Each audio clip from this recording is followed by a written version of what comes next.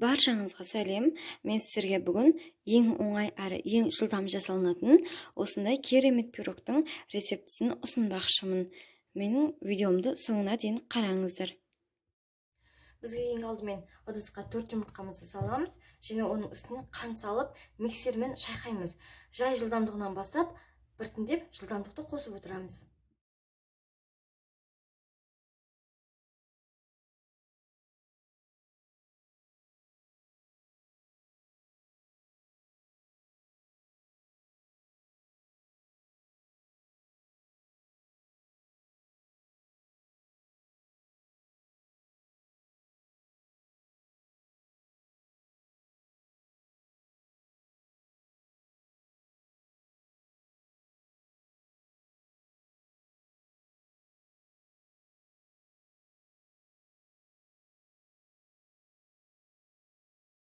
Біздің жұмыртқамыз осындай аппақ болғанша көпіруі қажет.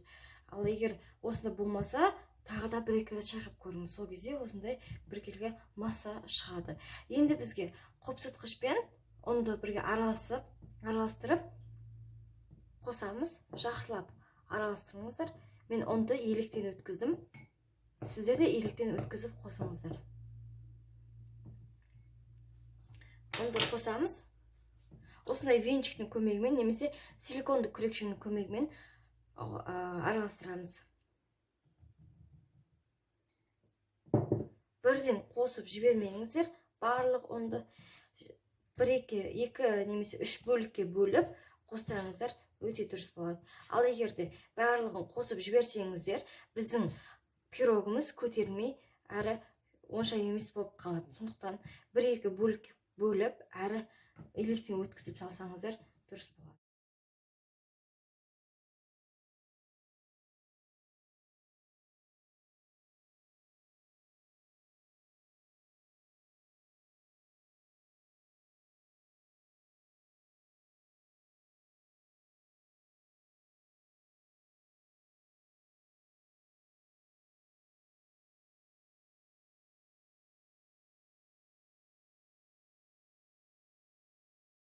Бізде осындай теста шығады. Біз тестамызды араластырып болдық. Осындай мен силикондық форма қолданам мен. Ал егерде сіздерде осындай форма болмаса, ондай кәдімгідей торт пісіретін формочкаларды қолдансаңыздар болады. Мен бүгін осындай силикондық формаға пісіретін боламын.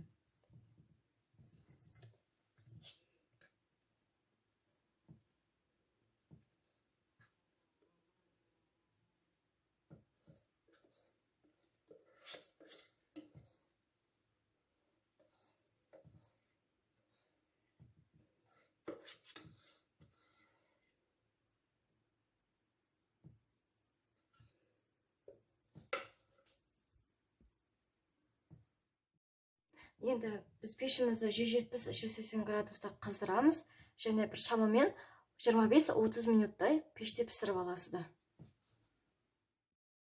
Міне біздің пирогымыз дайын. Мен пеште 30 минутта пісірдім. Енді біз бетіне қант ұнтағын себеміз. Қант ұнтағы себу ол міндетті емес, бірақ әдемілік үшін сепсеңіздер болады.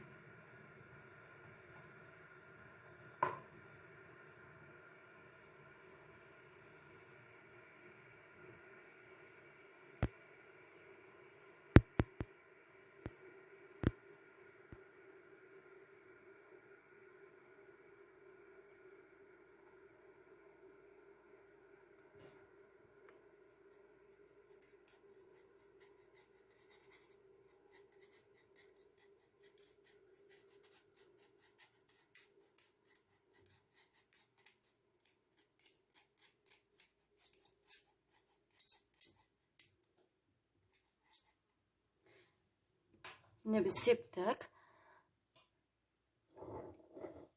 Қараңыздар, қандай әдемі болды, я? Сіздерге де жасап көру кеңес беремін. Өте әдемі шығады шынымен. Қазір біз ортасын кесіп көрейік.